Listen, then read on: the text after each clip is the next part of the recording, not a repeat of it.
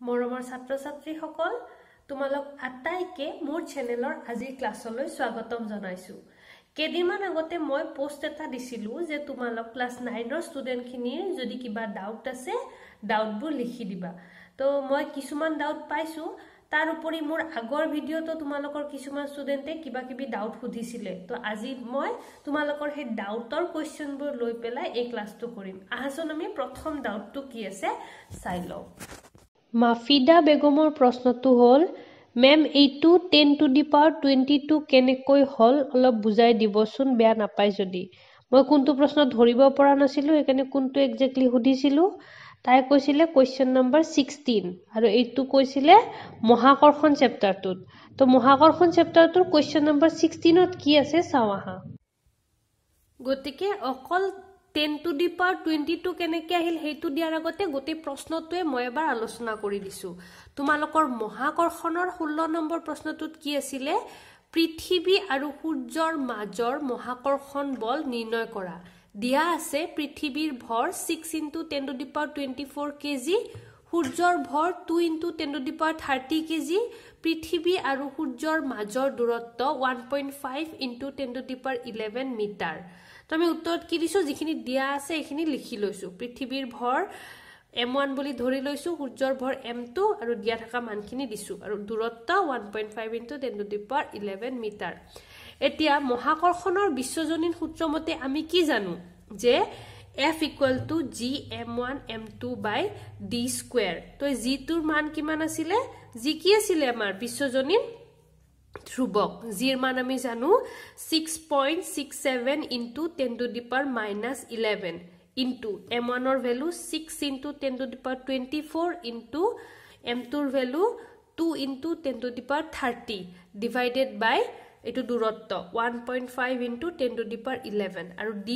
আছে কাৰণে এই দূৰত্বত স্কয়াৰ আহি গৈছে। তাৰ পিছতে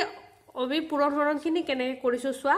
যিখিনি সংখ্যা আছে এইখিনি একেলগে লিখিছো আৰু যিখিনি 10 to the power আছে এইখিনি একেলগে লিখিছো। তো 6.67 × 6 × 2 আৰু তলত আছে 1.5, চোৱা 10 to the power 11 টো পিছতে লিখিম, 1.5 স্কয়াৰ আছে গতিকে দুটা 1.5, এইখিনি হৈ গল পূৰণ কৰাখিনি। আৰু বাকি এইফালে আমাৰ 10 to the power যিখিনি আছিল সেইখিনি প্লাস মাইনাস কে একেলগে লিখি লৈছো। কেনেকৈ চাবা, 10 to the power -11 এটো লিখিলো -11। আৰু আমি কি জানো যে যদি যিকোনো বস্তুৰ ভূমিটো একে থাকে, সূচককেইটা পূৰণ কৰিলে যোগ হৈ যায় আৰু হৰণ কৰিলে বিয়োগ হয়। তো ইয়াতে 10 to the power -11, 10 to the power 24 ভূমি একে আছে, মাজত পূৰণ চিন আছে, গতিকে সূচককেইটা কি হ'ব, যোগ হ'ব। তো 10 to the power -11 plus 10 to the power 24 plus 30, এই তিনটাটো বুজি পালা নিশ্চয়। 11, 24, 30 কৰ পৰা আহিলে। তাৰ পিছত চাবা 10 to the power 11 ৰ স্কয়াৰ হয় নে নাই, আৰু আমি কি জানো যে সূচকৰ যদি আৰু ওপৰত সূচক থাকে তেতিয়া সূচককেইটা পূৰণ হৈ যায়। তো 10 to the power 11 ৰ বৰ্গ কিমান হ'ব, 10 to the power 22।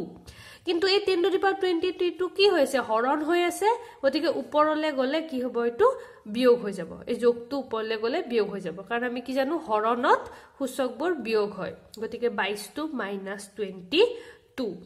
তাৰ পিছত চাবা এইকেইটা যোগ কৰিলে কিমান হ'ব, 24 প্লাস 30 4 5 54, যোগ আছে দুটা আৰু বিয়োগ কিমান আছে 22 আৰু 11 3 3। তো 54 টো প্লাস 33 টো মাইনাস, গতিকে এই দুটা গোটেইখিনিৰ উত্তৰ কি হ'ব, 54 - 33 1 আৰু ইয়াতে হৈ গল 2 21। তো এইখিনিৰ পৰা আমি কি পাম, এই গোটেইখিনি পূৰণ 10 to the power 21। তাৰ পিছত এই 22 টো কেনেকৈ পালো চাবা, এতিয়া এইখিনি যেতিয়া আমি পূৰণ হৰণ কৰিম তেতিয়া কিমান ওলাব মই তোমালোকক দেখাই আছো। তো এইখিনিৰ পৰা ওলাইছিলে 10 to the power 21, এতিয়া এই পূৰণখিনি মই কৰি দিছো চাবা, 6.67 × 6 × 2 আৰু তলত 1.5 × 1.5। চোৱা 6 2 গুণ 12 লিখিছো আৰু 1.5 1.5 15 15 গুণ কিমান, 15 ৰ বৰ্গ 225, কেটাৰ আগত দশমিক আছে, দুটাৰ আগত, গতিকে কি হ'ব 2.25। এইখিনি হৈ গল। 6.67 ক 12 ৰে পূৰণ কৰিলে হ'ব 80.04। হৰণ 2.25 into 10 to the power 21 এতিয়ালৈকে আমাৰ 21 এ আছে দেই লক্ষ্য কৰি থাকিবা তাৰ পিছত 80.04 divided by 2.25 ক যদি হৰণ মানে এইটোক যদি ইটোৰে হৰণ কৰা কিমান পাবা 35.56 এটো হৰণ কৰি চালে পাবা তো এটো 35.56 into 10 to the power 21 এই 10 to the power 21 তো আমি ইখিনিৰ পৰা পাইছিলো এতিয়া সোৱা এই দশমিকটো দুটাৰ পিছত আছে তো আমি কি কৰিম এটাৰ পিছত দশমিক লৈ যাম গতিকে দশমিকটো কি হ'ব বাওফালে এক ঘৰ আগবাঢ়ি যাব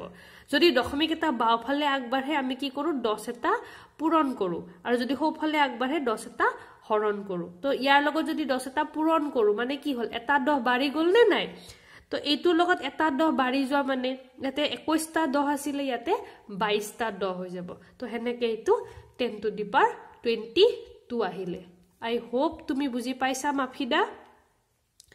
এতিয়া আমি নেক্সট কোনটো ডাউট আছে হেতু চাই লও HM ভাৰ্চনে কৈছে ধন্যবাদ মেম আৰু এটা কথা আমালোকে সেই সূত্ৰটো কেনেকৈ প্ৰুফ কৰিম হেতু ভালকৈ বুজাই ভিডিও বনাই আপলোড কৰিব প্লিজ মই আপোনাৰ সেই ভিডিওৰ অপেক্ষাত থাকিলো সূত্ৰটো হ'ল F = mm/d² মানে মহাকৰ্ষণৰ বিশ্বজনীন যিটো সূত্ৰ হেতু কেনেকৈ প্ৰমাণ কৰিম এইটো আছিল HM ভাৰ্চনৰ প্ৰশ্ন HM ভাৰ্চনৰ এই কোৱেশ্চনটোত ডিৰাইভেশন নাই মানে মহাকৰ্ষণৰ বিশ্বজনীন সূত্ৰটো কোনো বেলেগ সূত্ৰৰ পৰা ডিৰাইভ কৰি উলিওৱা নাই এটো প্ৰ্যাকটিক্যালি চাই বস্তুবোৰ জুখি পেলাই মানে দুটা বস্তুৰ মাজত ভৰ কিমান আছে হে ভৰটো চাই পেলাই হিহতৰ মাজত আকৰ্ষণী বলটো জুখিছে আৰু বল জুখিব পৰা বিভিন্ন ধৰণৰ উপায় আছে গতিকে হে বলটো জুখি পেলাইহে হে ফৰ্মুলাটো নিউটনে উলিয়াইছিল হে ফৰ্মুলাটো কোনো বেলেগ ফৰ্মুলাৰ পৰা মানে এনেকে আমি যেনেকে F = ma উলিয়াও নিউটনৰ গতিৰ দ্বিতীয় সূত্ৰ হেনেকে এটো ডিৰাইভ কৰিব নোৱাৰি গতিকে আই হোপ HM ভাৰ্চনে তোমাৰ উত্তৰটো পাই গলা আহাজন এতিয়া আমি নেক্সট কোনটো ডাউট আছে হেতু চাই লও এম কৃষ্ণ আসামে সুধিছে মেম আপুনি সায়েন্সৰ ম্যাথছটো বুজাই দিবচোন প্লিজ মই প্ৰশ্নটো ধৰিব পৰা নাই একানি সুধিছিলো কৈছে মহাকৰ্ষণৰ অংকৰ পূৰণফল বুজাবলৈ কৈছো তো মই যিমানখিনি বুজিছো এম কৃষ্ণ আৰু HM ভাৰ্চনৰ প্ৰশ্ন দুটা একে গতিকে HM ভাৰ্চনত যিখিনি কৈছো ইয়াৰো হে একে কথাখিনিয়ে হ'ব মানে ইও মোৰ লাগিছে মই একজেক্ট ধৰিব পৰা নাই তথাপি মোৰ লাগিছে যে মহাকৰ্ষণৰ বিশ্বজনীন সূত্ৰটোৰ বিষয়ে সুধিছে নিশ্চয় প্ৰিয়ংকা ভুয়াই সুধিছে জৈজতা আৰু আণৱিক ভৰ উলিওৱা ভিডিও এটা দিব জৈজতা উলিয়াবলৈ হলে তোমালোকে সকলোৱে পেজ নাম্বাৰ 51 টো উলিয়াই লোৱা ভিডিওটো পোষ্ট কৰা পেজ নাম্বাৰ 51 উলিয়াই লোৱা তাৰ পিছত কিতাপৰ এই তালিকাখন চাই যোৱা আৰু মোৰ কথাখিনি শুনি যোৱা তো তোমালোকে নিশ্চয় এই তালিকাখন জানা যে ইয়াতে কি আছে বিভিন্ন ধৰণৰ মৌলবোৰ আছে আমাৰ তালিকা অনুসৰি যেনেকৈ হাইড্ৰোজেন হিলিয়াম লিথিয়াম বেৰিলিয়াম আৰু এই নাম অনুসৰি হিহতৰ পাৰমাণৱিক সংখ্যা তো হাইড্ৰোজেনৰ পাৰমাণৱিক সংখ্যা 1 হিলিয়ামৰ 2 লিথিয়ামৰ 3 এনেকৈ বাঢ়ি বাঢ়ি গৈ আৰ্গনৰ 18 পাৰমাণৱিক সংখ্যাটো এই লিষ্ট মতে তো সংখ্যাটো হৈছে এই পাৰমাণৱিক সংখ্যা ইয়াৰ উপৰি কি বুজায় যে ইয়াতে ইমান সংখ্যক proton আছে হয় না নহয় তো আমি কি বুজি পাম যে হাইড্ৰোজেনৰ এটা পৰমাণুত এটা proton আছে হিলিয়ামত দুটা proton আছে একেদৰে সিলিকনত 14টা proton আৰু আৰ্গনত 18টা proton ইখিনি নিশ্চয় তোমালোকে জানা কাৰণ তোমালোকে অনুপৰমাণু আৰু পৰমাণু গঠন দুইটা চেপ্টাৰ জানা বুলি ধৰি লয়ে মই এই জৈজতাৰ ডাউটখিনি ক্লিয়াৰ কৰিব বিচাৰিছো তো ধৰা হল মই যি কোনো এটা মূল্য আকিম ধৰা হল মই ম্যাগনেসিয়াম মূলটোৰ এনেকুৱা ডট চিত্ৰ আকিম তো ম্যাগনেসিয়ামৰ নম্বৰ কিমান চাই লোৱা Mg12 ঠিক আছে এতিয়া মই ম্যাগনেসিয়াম আকিম আৰু তাৰ পৰা জৈজতাটো তোমালোকক বুজাবলৈ চেষ্টা কৰিম তো ধৰা হল এটো ম্যাগনেসিয়ামৰ ভিতৰত থকা নিউক্লিয়াছ ইয়াতে কিমানটা প্ৰটন আছে 12টা তো 12টা যদি প্ৰটন থাকে আমি কি জানো পৰমাণু এটা যিমানটা ইলেক্ট্ৰন থাকে সিমানটা প্ৰটনো থাকে গতিকে এই ম্যাগনেসিয়ামৰ পৰমাণুটোত ইলেক্ট্ৰন কিমানটা থাকিব সৰি ম্যাগনেসিয়ামৰ এই পৰমাণুটোত ইলেক্ট্ৰন থাকিব 12টা আৰু আমি কি জানো যে ইলেক্ট্ৰনীয় বিন্যাসবোৰ কেনেকুৱা যেটো প্ৰথম একদম ভিতৰৰ সেল থাকে ভিতৰৰ যেটো কোঠালি থাকে তাতে কিমানটা ইলেক্ট্ৰন থাকিব পাৰে দুটা তো এই 12টা দুটা গল তাৰ নেক্সটত কিমানটা থাকিব পাৰে 8টা গতিকে 1 2 3 4 5 6 7 8 আমাৰ 2 + 8 মানে 10টা গলগে আৰু কেটা বাকি থাকে 12 হবলে আৰু দুটা লাগিব গতিকে যেটো লাষ্ট সেল সেই সেলটোত কি থাকিব দুটা ইলেক্ট্ৰন থাকিব গতিকে এইটো হৈ গল আমাৰ ম্যাগনেসিয়ামৰ গঠনৰ নক্সা মানে পৰমাণুৰ গঠনৰ নক্সা এইখিনি নিশ্চয় তোমালোকে জানা তাৰ উপৰি তোমালোকে নিশ্চয় আৰু এটা কথা জানা যে সকলো পৰমাণুৱে তাৰ বহিৰ্তম কক্ষত 8টা ইলেক্ট্ৰন ৰাখিব বিচাৰে যদি তাৰ কোঠালিৰ সংখ্যা একতকৈ বেছি হয় আৰু যদি তাৰ কোঠালিৰ সংখ্যা মানে সৰু হয় মানে যেনেকৈ হাইড্ৰোজেনৰ এটাই থাকে হিলিয়ামৰ দুটা লিথিয়ামৰ তিনটা তো ধৰা হল মই ইয়াতে লিথিয়াম আঁকিছো হা লিথিয়ামৰ কিমান তিনটা তো লিথিয়ামৰ কেটা হ'ব এটা দুটা আৰু বাহিৰত এটা তো লিথিয়ামে কি বিচাৰিব যে এই একটো নাইকিয়া হৈ যাও হি তাৰ ওচৰৰ সম্ভ্ৰান্ত গেছৰ যেটো ইলেক্ট্ৰনীয় বিন্যাস হেতু পাই যাওক হয়তো 2 নাইবা 8 আমি কি জানো যে পৰমাণু এটাৰ বহিৰ্তম কক্ষত সৰ্বোচ্চ কিমানটা ইলেক্ট্ৰন থাকিব পাৰে 8টা আৰু সকলো পৰমাণুৱে কি বিচাৰে যে তাৰ বহিৰ্তম কক্ষত 8টা ইলেক্ট্ৰন থাকক আৰু যিবোৰ সৰু কেৱল এটা কোঠালি আছে 2 নম্বৰ যেটো সেল হে সেলটোত বেছি ইলেক্ট্ৰন নাথাকে হেইবোৰে কি বিচাৰিব যে তাৰ কেৱল দুটা ইলেক্ট্ৰন থাকক কাৰণ 1 নম্বৰ সেলত আমি দুটাতকৈ বেছি ইলেক্ট্ৰন দিব নোৱাৰো গতিকে ই বিচাৰিব যে লিথিয়াম বেৰিলিয়াম বৰণ হিহতে বিচাৰিব যে হিহতৰ বহিৰ্তম কক্ষত দুটা থাকক আৰু যিবোৰ ডাঙৰ যেনেকৈ এলুমিনিয়াম ম্যাগনেসিয়াম সোডিয়াম হিহতে কি বিচাৰিব যে হিহতৰ বহিৰ্তম কক্ষত 8টা ইলেক্ট্ৰন থাকক তো ই যদি বহিৰ্তম কক্ষত 8টা ইলেক্ট্ৰন ৰাখিব বিচাৰে তাৰ কি অপচন আছে ইয়াৰ বহিৰ্তম কক্ষটো মানে 3 নম্বৰ যেটো কক্ষ সেই কক্ষত কেটা ইলেক্ট্ৰন আছে দুটা গতিকে ই বাহিৰৰ পৰা 6টা ইলেক্ট্ৰন লব পাৰে বা এই দুটা ইলেক্ট্ৰন কাৰোবাক দি দিব পাৰে ই যেতিয়া ইয়াৰ এই দুটা ইলেক্ট্ৰন এই বাহিৰৰ এইটো ৰবা এইটো ডাঠ কৰি দিও এটা বুজিবা এই দুটা ইলেক্ট্ৰন যদি কাৰোবাক দি দিয়ে তেতিয়া এই গুটে সেলটো নাইকিয়া হৈ যাব নে নাই 3 নম্বৰটো তেতিয়া 2 নম্বৰ সেলটো কি হৈ যাব তাৰ বহিৰ্তম কক্ষ আৰু বহিৰ্তম কক্ষত তাৰ কেটা ইলেক্ট্ৰন আছে 8টা গতিকে এই অক্টেটটো সকলো পৰমাণুৱে ফিলআপ কৰিব বিচাৰে গতিকে এই অক্টেট ফিলআপ কৰিবলৈ হয়তো দুটা ইলেক্ট্ৰন দিব লাগিব নাইবা 6টা ইলেক্ট্ৰন ল'ব লাগিব 6টা ইলেক্ট্ৰন লোৱাতকৈ দুটা ইলেক্ট্ৰন দি দিয়া সহজ গতিকে ই আন কোনো মৌলৰ লগত যদি বিক্ৰিয়া কৰি পৰমাণুৰ পৰা অণু গঠন কৰে তেতিয়া ই কি কৰিব ইয়াৰ দুটা ইলেক্ট্ৰন বেলেগক দি দিব তো সাধাৰণতে মানে তোমালোকক 18 লৈকে লাগে হয় নে নহয় আৰ্গনলৈকে লাগে 18 লৈকে তোমালোকে ধৰিব পাৰা যে যিমানটা ইলেক্ট্ৰন দিয়ে বা যিমানটা ইলেক্ট্ৰন ল'ব পাৰে হেইটোকে হেই মৌলটোৰ কি বুলি কোৱা হয় যোজ্যতা বুলি কোৱা হয় তো ইয়াতে ই 6টা নলয় ই দুটা দি দিব গতিকে mg ৰ যোজ্যতা কিমান হ'ব 2 এনেদৰে আমি কি হয় পৰমাণুবোৰৰ যোজ্যতা উলিয়াও তোমালোকে যদি পাৰমাণবিক সংখ্যাবোৰ জানা যেনেকৈ ম্যাগনেসিয়ামৰ 12 লিথিয়ামৰ 3 পৰমাণবিক সংখ্যা জানিলে তোমালোকে নিশ্চয় তাৰ ইলেক্ট্ৰনীয় বিন্যাস লিখিব পাৰিবা ম্যাগনেসিয়ামৰ ইলেক্ট্ৰনীয় বিন্যাস হ'ব 2 8 2 গতিকে ইলেক্ট্ৰনীয় বিন্যাসটো চাই গম পাবা যে বহিৰ্তম কক্ষত দুটা আছে গতিকে ম্যাগনেসিয়ামৰ যোজ্যতা কিমান হৈ যাব 2 একেদৰে মই এতিয়া বাকি কেটাৰো তোমালোকক কিতাপত দিয়াই আছে চিহ্নকেটা তাৰ পৰাই বুজাই আছো মই আৰু আকি সময় নষ্ট নকৰো চাই লোৱা কিতাপৰখিনি ইয়াতে চোৱা হাইড্ৰোজেন হয় নে নাই হাইড্ৰোজেনৰ এটা ইলেক্ট্ৰন আছে গতিকে ই হয়তো এই ইলেক্ট্ৰনটো কাৰোবাক দি দিব বা কাৰোবাৰ পৰা এটা ইলেক্ট্ৰন লৈ লব গতিকে হাইড্ৰোজেনৰ যোজ্যতা কিমান 1 তোমালোকে নিশ্চয় পেজ নম্বৰ 51 উলিয়াই থৈছা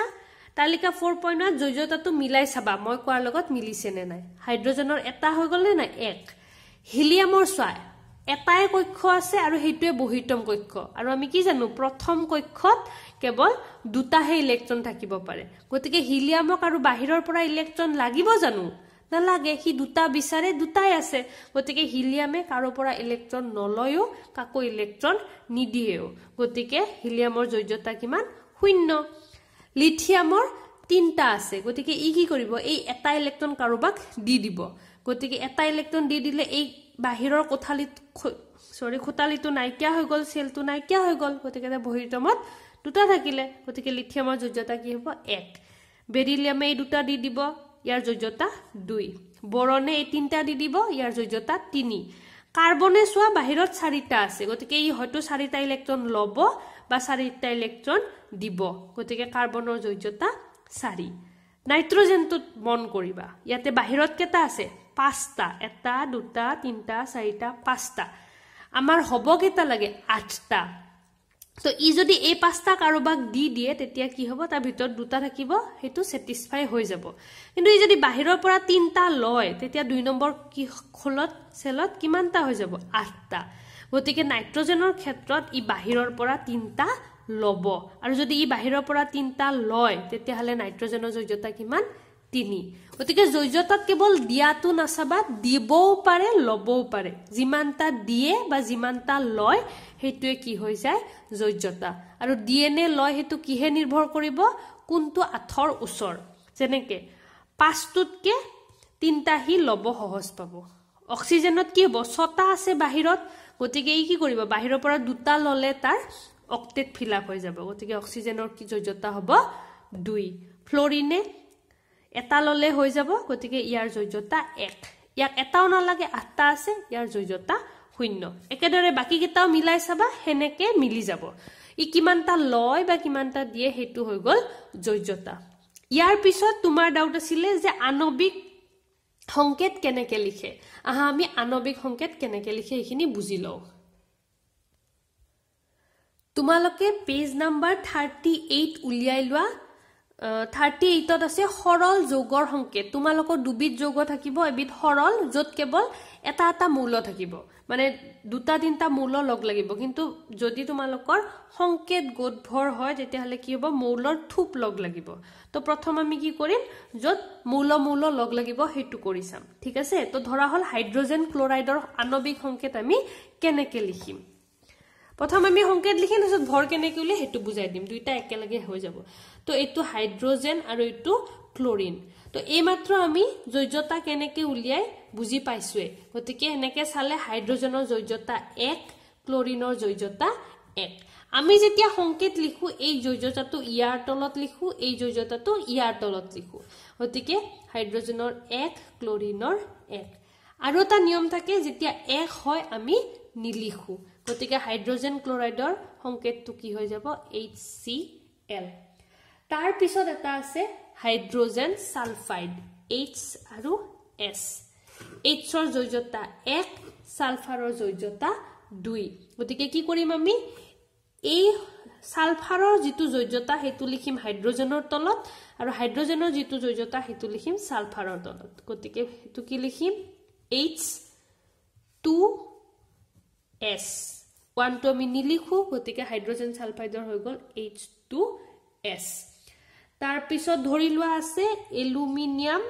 অক্সাইড এলুমিনিয়ামৰ কিমান 3 অক্সিজেনৰ 2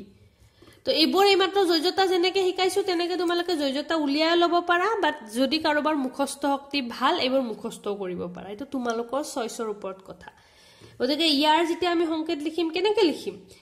এটো ইয়াতে লিখিম এটো ইয়াতে লিখিম গতিকে এটো কি হৈ যাব এলুমিনিয়ামৰ তলত আহিব অক্সিজেনৰ যোজ্যতাটো 2 আৰু অক্সিজেনৰ যোজ্যতাটো আহিব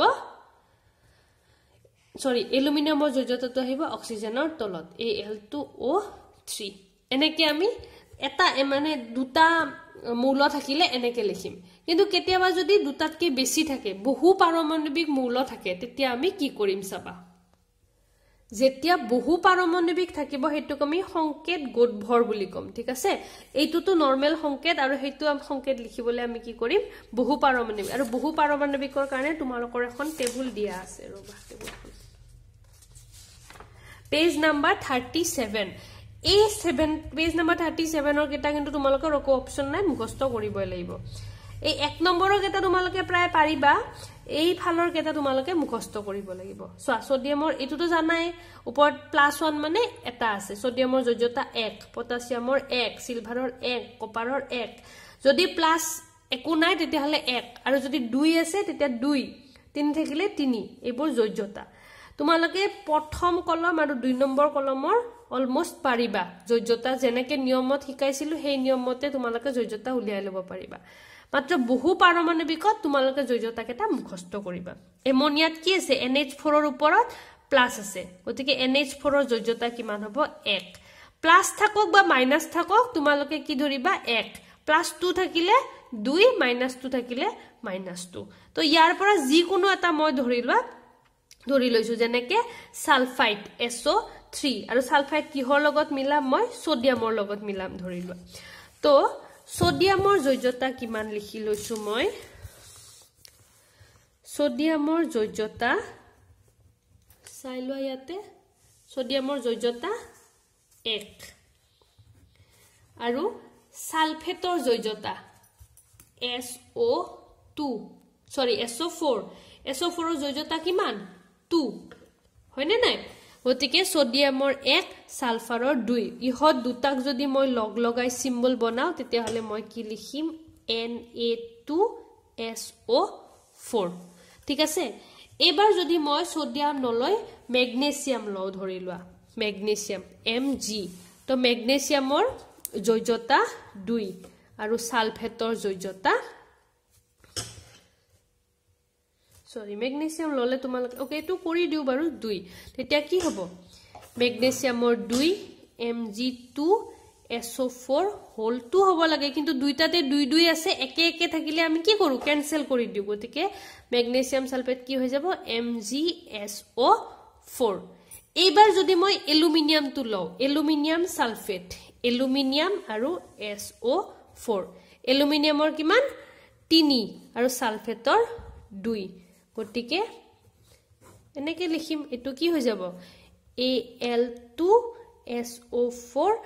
হোল দিব লাগিব এই হোলটোৰ কাৰণে মই একচুয়ালি এই দুটা উদাহৰণ দিলু হোল কিয় কাৰণ এই তিনিটো এলুমিনিয়ামৰ যোজ্যতা এই গুটে SO4 ৰ লগত থাকিবনে নাই গতিকে গুটে SO4 ৰ কাৰণে গুটে হোল আহিব Al2SO4 হোল 3 এনেকে লিখো আমি সংকেত লিখা বুজিলা এতিয়া মই ভৰ আণবিক ভৰ কেনেকে গণনা কৰে হেতু বুজাম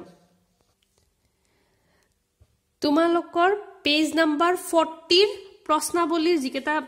উদাহৰণ আছে মই হে গুটে কেটাই আলোচনা কৰি দিম আৰু প্ৰতিটোৰে ভৰ কেনেকে উলিয়াই মই বুজাই দিম ঠিক আছে তো প্ৰথম আছে হাইড্ৰোজেন H2 গতিকে মই হাইড্ৰোজেনটো কেনেকে আৰম্ভ কৰিম চাবা H2 ফৰ্মুলাটো হয়নে নাই যেতে আণবিক ভৰ উলাব দিব ফৰ্মুলাটো নিশ্চয় দিয়া থাকিব H2 কি হয় এটা অণু হয় হয়নে এই অণুটোত হাইড্ৰোজেন পৰমাণু আছে দুটা গতিকে তোমালোকে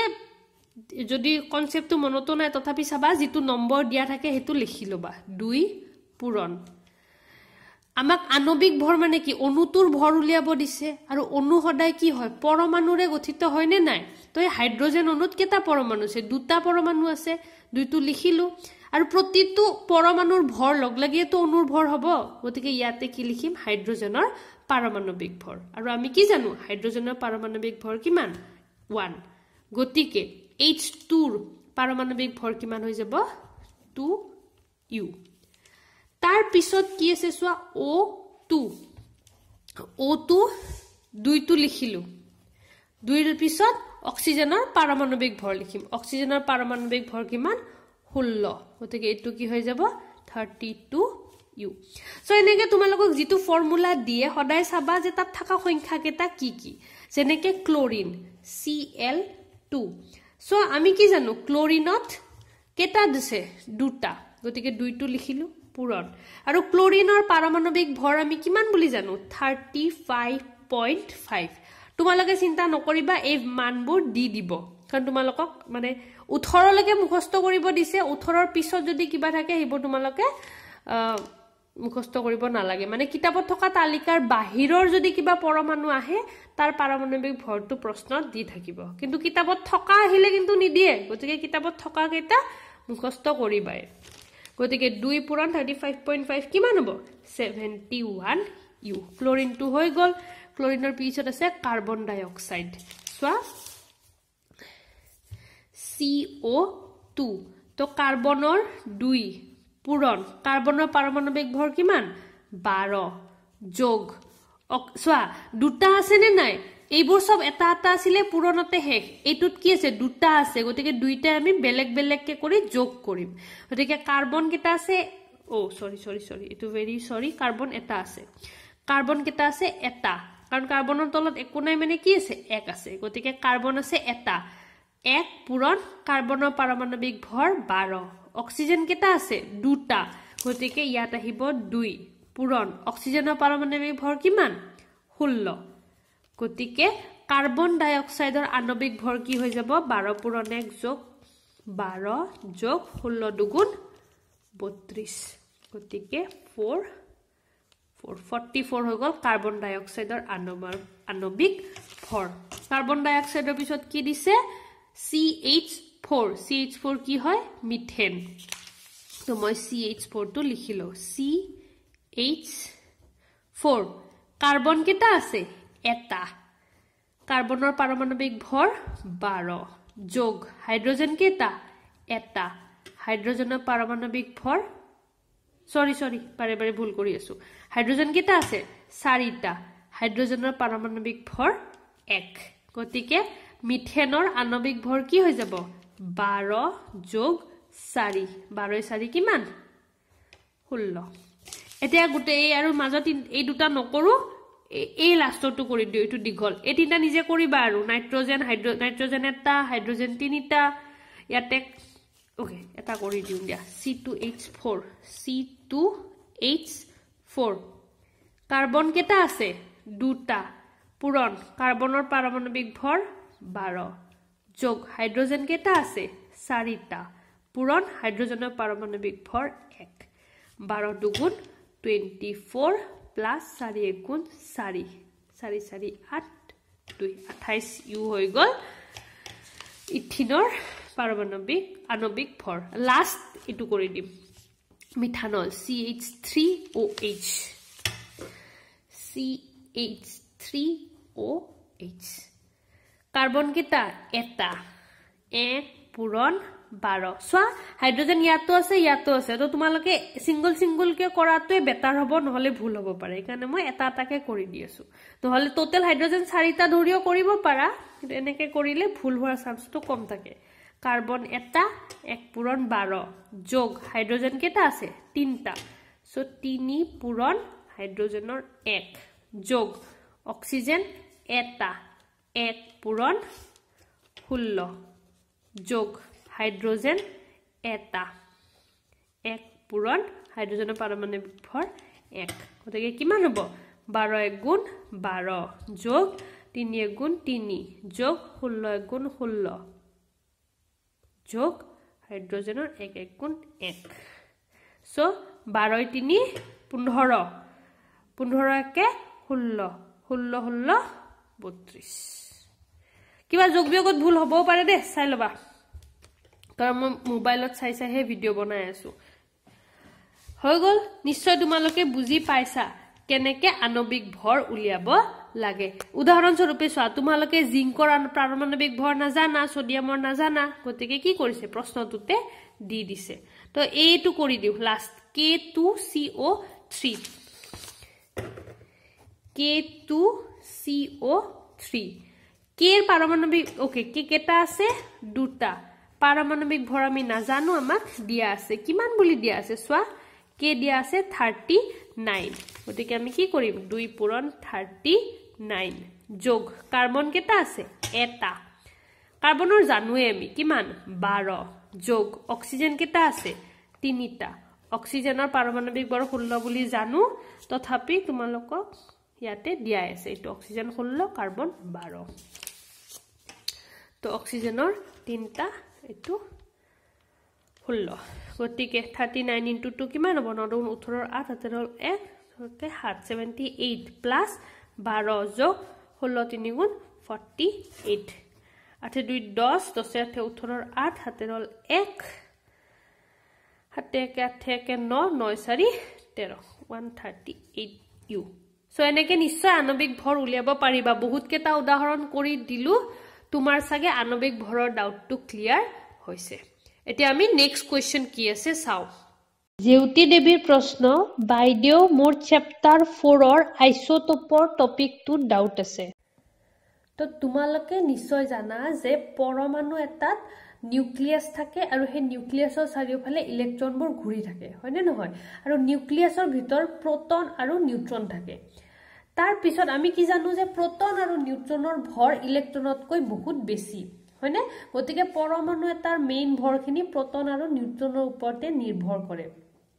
তেনেহলে আমি সমস্থানিক বুলিলে একচুয়ালি কি বুজিম যে কিছুমান পৰমাণু থাকে যত গোটেই বিশ্ব ব্ৰহ্মাণ্ডতে হিহতৰ প্ৰোটনৰ সংখ্যা আৰু নিউট্ৰনৰ সংখ্যা ফিক্স মানে ধৰা হল হিলিয়াম লিথিয়াম মই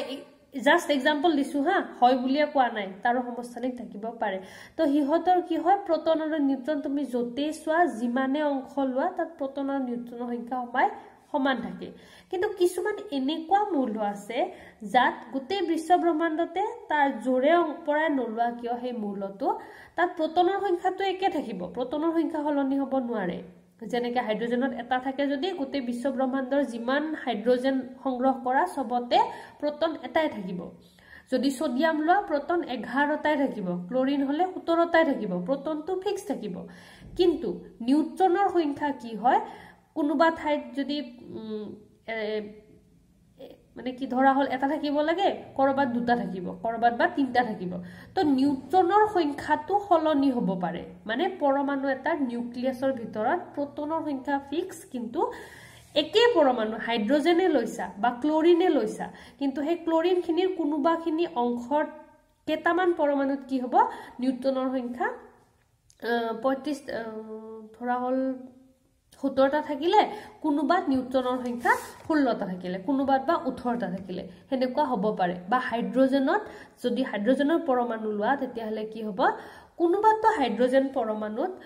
নিউট্ৰন নাথাকিবও পাৰে বা কোনোবাতত এটা নিউট্ৰন থাকিব কোনোবাতত দুটা নিউট্ৰন থাকিব কিন্তু গুটেইখিনিকে আমি কি বুলি কম হাইড্ৰোজেন বুলিয়ে কম তো এই যে কোনোবা নিউট্ৰনৰ সংখ্যা বেলেগ বেলেগ হেতুকে কি কয় জীবৰ মৌলৰ বেলেগ বেলেগ নিউট্ৰনৰ সংখ্যা থাকিব হেবোৰক আমি কি বুলি কম সমস্থানিক বুলি কম কিন্তু তোমালোকে যেতিয়া সংজ্ঞা লিখিবা নিউট্ৰনৰ সংখ্যাৰ কথা বুলি তোমালোকে নিলিখা তোমালোকে লিখিবা পাৰমাণবিক ভৰ পাৰমাণবিক ভৰ মানে কি তাৰ আগতে তোমালোকে মনত পেলাই লব লাগিব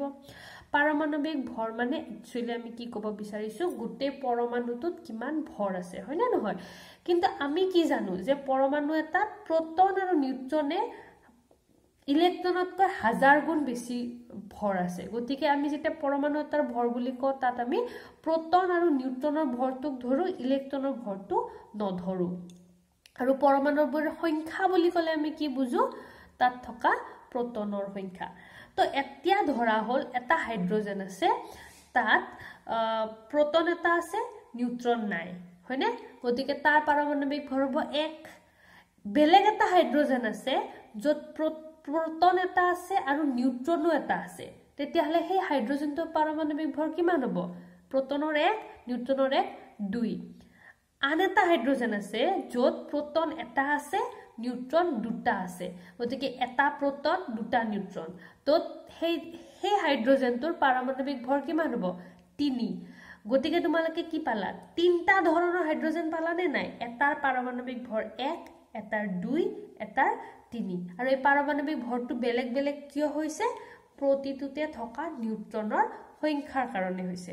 গতিকে তোমালোকে যদি এনেকুৱা পৰমাণু পোৱা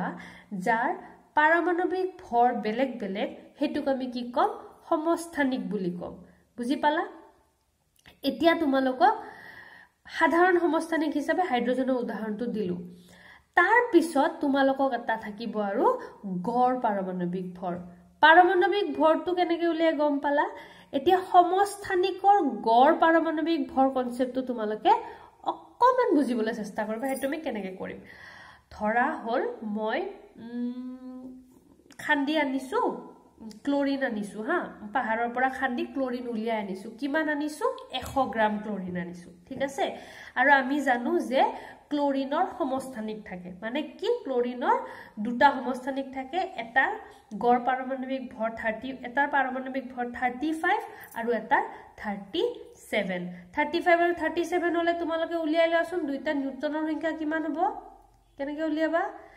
ক্লোৰিনৰ পাৰমাণবিক সংখ্যা 17 হয়নে নহয় গতিকে তাত প্ৰোটন কিমানটা আছে 17টা যদি তাৰ পাৰমাণবিক ভৰ 35 হয় নিউট্ৰন কিমান থাকিব 35 মাইনাস 17 উত্তৰটো উলাই লোৱা আৰু যদি তাৰ পাৰমাণবিক ভৰ 37 হয় তাত থকা নিউট্ৰনৰ সংখ্যা কিমান হ'ব 37 মাইনাস 17 এটা হ'ব 20 এটা হ'ব 18 গতিকে নিউট্ৰনৰ সংখ্যাৰ বেলেগ বেলেগৰ কাৰণে আমি কি পালো দুই ধৰণৰ ক্লোৰিন পালো ইয়ালৈকে নিশ্চয় বুজি পাইছা এতিয়া আমি গড় পাৰমাণবিক ভৰটোৰ কনসেপ্টটো বুজাবলৈ ট্ৰাই কৰিম চাবা মই 100 গ্ৰাম ক্লোৰিন খান্দি লৈ আহিলো ঠিক আছে তো এই 100 গ্ৰাম ক্লোৰিনৰ কোনোবাখিনি 35 পাৰমাণবিক ভৰৰ ক্লোৰিন আৰু কোনোবাখিনি 37 পাৰমাণবিক ভৰৰ ঠিক আছে এই 100 গ্ৰামতে দুয়োটা ক্লোৰিন মিক্স হৈ আছে গতিকে আমি যেতিয়া পাৰমাণবিক ভৰ উলিয়াম তেতিয়া কি কৰিম সেই 100 গ্ৰামত কিমানখিনি 35 ইউনিট ইউৰ পাৰমাণবিক ক্লোৰিন আছে আৰু কিমানখিনি 37 আছে হেতু প্ৰথম উলিয়াই লম আৰু প্ৰকৃতিত সদায় সেই পাৰ্সেন্টেজটো ফিক্স তো আমি কি জানো যে 75% সেই 100 গ্ৰামত 75 গ্ৰাম কি থাকিব 35 ইউ ক্লোৰিন থাকিব আৰু 25 গ্ৰাম 37 ইউৰ ক্লোৰিন থাকিব বুজি পালা গতিকে তোমাক যদি ক্লোৰিনৰ এজ এ হোল ক্লোৰিনৰ পাৰমাণবিক ভৰ উলিয়াব দিয়ে তুমি কি কৰিব লাগিব যোনটো বেছি আছে তাৰ পৰা তাৰ ভৰটো বেছি হ'ব নে নাই আৰু যোনটো কম আছে তাৰ ভৰটো কম হ'ব গতিকে আমি কি কৰিম যেতিয়া আমি গড়টো লম তেতিয়া কিমান শতাংশ থাকে হেইটো সেই ভৰটোত লগ লগাই দিম সেই কাৰণে আমি যেতিয়া ক্লোৰিনৰ গড় পাৰমাণবিক ভৰ উলিয়াম 35 ইউটো কিমান শতাংশ আছে আৰু 37 ইউটো কিমান শতাংশ আছে দুইটা লগ লগাই হেতা গড় পাৰমাণবিক ভৰ উলিয়াম তো আহাইটো কেনেকে কৰা আছে চাই লও কিতাপত মই গুটি বাক্যটো মাতি দিছো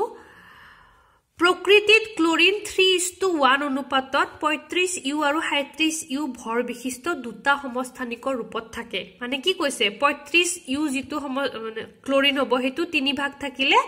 1 ভাগ 37 ইউ থাকিব আৰু আমি জানো 3:1 ক যদি পাৰ্সেন্টেজলৈ লৈ যোৱা এইটোৱে কি দিব 75% আৰু এইটোৱে দিব 25% প্ৰাকৃতিক মৌল এটা প্ৰকৃতিত পোৱা পৰমাণুবোৰৰ গড় ভৰকে মৌলটোৰ পৰমাণু এটাৰ ভৰ হিচাপে লোৱা হয় গড় ভৰ কিয় কোনোবাটো 35 আছে কোনোবাটো 37 আছে গতিকে আমি গড়টো লম আৰু গড়টোকে কি কম পাৰমাণবিক ভৰ আৰু যাৰ সমস্থানিক নাথাকে তাৰটো এটাই হ'ব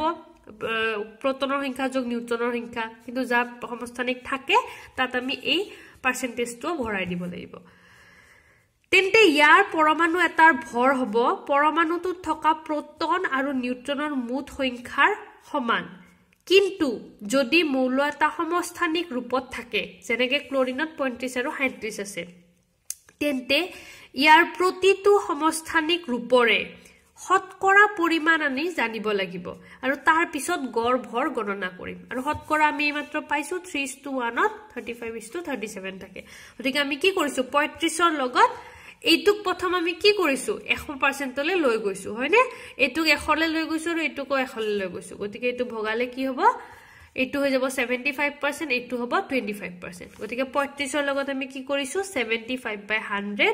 যোগ 37 ৰ লগত 25/100 তো তোমালোকক যদি পৰীক্ষাত মোৰ মতে তো এইটো যদি গড় ভৰ দিয়ে এইটোৱে উলাব দিব কিন্তু যদি এইটো নিদিয়ে তেতিয়া তোমালোকে চাবা যে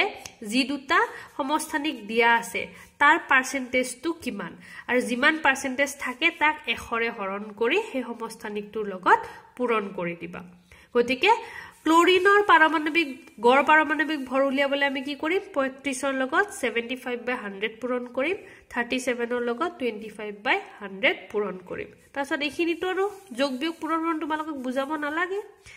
100 * 35 75 আৰু 100ক 25 ৰে কাটিছে এটো 3 এটো 4 এটো ইটোৰে এটো 4 তাৰছত এইবোৰ যোগ কৰি পেলাই কিমান পাইছো 35.5 তো এনেকে আমি যদি বেলেগ বেলেগ অনুপাতত থাকে তেতিয়া হলে আমি এনেকে উলিয়াও কিন্তু ইয়াতে যেটো তোমালোকক উদাহৰণ দিছে এটো পঢ়ি চাবা প্ৰোটিয়াম deuterium আৰু tritium এনেকুৱা হলে আমি কি কৰো অকল proton আৰু neutronৰ সংখ্যা কেটা উলিয়াও তো ইয়াতে তোমালোকে চাবা আমি যেতিয়া সিম্বল লিখো আমি যেতিয়া চিহ্ন লিখো আমি কি জানো যে চিহ্নটোৰ ওপৰত লিখো আমি পাৰমাণবিক ভৰ আৰু তলত লিখো পাৰমাণবিক সংখ্যা মানে ওপৰত তলত লিখো কিমানটা proton আছে আৰু ওপৰত কি লিখো proton যোগ নিউট্ৰনৰ সংখ্যা তো এটো চাই মই কি ক'ব পাৰো যে প্ৰটিয়ামত proton কেটা এটা আৰু ওপৰত নিউট্ৰন কেটা 1 বিয়োগ 1 শূন্য ইয়াতে proton এটা নিউট্ৰন কেটা 2 বিয়োগ 1 1 ইয়াতে 3 বিয়োগ 1 2 তো আমি ওপৰৰ পৰা পাৰমাণবিক ভৰৰ পৰা পাৰমাণবিক সংখ্যা বিয়োগ কৰিলে আমি কি পাম নিউট্ৰনৰ সংখ্যা আৰু যদি কেৱল পাৰমাণবিক সংখ্যা আৰু ভৰ বিচাৰে তেনে হলে চিহ্নৰ ওপৰৰটোৱে পাৰমাণবিক ভৰ বুজায় তলৰটোৱে পাৰমাণবিক সংখ্যা বুজায় একেদৰে কাৰ্বনৰ সমস্থানিক দুটা চোৱা যি কোনো মূল্য নিদিয়ক কিয় পাৰমাণবিক ভৰ কিন্তু একে থাকিব সমস্থানিকত পাৰমাণবিক ভৰ চেঞ্জ নহয় তো ইয়াতে পাৰমাণবিক কাৰ্বনৰ পাৰমাণবিক ভৰ 6 আৰু ভৰ 12 যদি ভৰ 12 হয় নিউট্ৰন কিমান কমেন্টত দিবা আৰু যদি ভৰ 6 হয় এতুত নিউট্ৰন কিমান ভৰ 14 হলে নিউট্ৰন কিমান ভৰ 12 হলে নিউট্ৰন কিমান তোমালোকে কমেন্টত দিলে মই বুজি পাম যে তোমালোকে ভিডিওবোৰ ভালকে চাইছা আৰু ক্লোৰিনত ভৰ 35 নিউট্ৰনৰ সংখ্যা উলিয়াবা আৰু ইয়াতেও নিউট্ৰনৰ সংখ্যা উলিয়াবা তো এই কেটা তোমালোকক এনেকে দি নিউট্ৰনৰ সংখ্যা উলিয়াব দিব পাৰে বা এনেকে দি পেলাই তোমালোকক গড় পাৰমাণবিক ভৰ উলিয়াব দিব পাৰে I hope তোমালোকে বুজি পাইছা তোমাৰ ডাউটটো নিশ্চয় ক্লিয়াৰ হৈছে তোমালোকৰ যিকেটা স্পেসিফিক ডাউট মানে মই বুজি পাইছিলো যে এই টপিকটোত ডাউট আছে হেখিনি মই ক্লিয়াৰ কৰি দিলো যিকেটা কমেন্ট পাইছিলো তাৰ উপৰি তোমালোকৰ দুজনে মোক এনেকুৱা কমেন্ট দিছা যে বাইদেউ 4 নম্বৰ চেপ্টাৰটো ডাউট আছে বা বাইদেউ গতি পাঠটো ডাউট আছে বাট মইতো গোটেই পাঠটো আকৌ ৰিভাইজ কৰিব নোৱাৰো তাৰ উপৰি গতি পাঠটোৰ গোটেই ভিডিও তোমালোকে যদি মোৰ চেনেলত তলৰ পিনে যোৱা গতি পাঠৰ গোটেই ভিডিও পাবা সো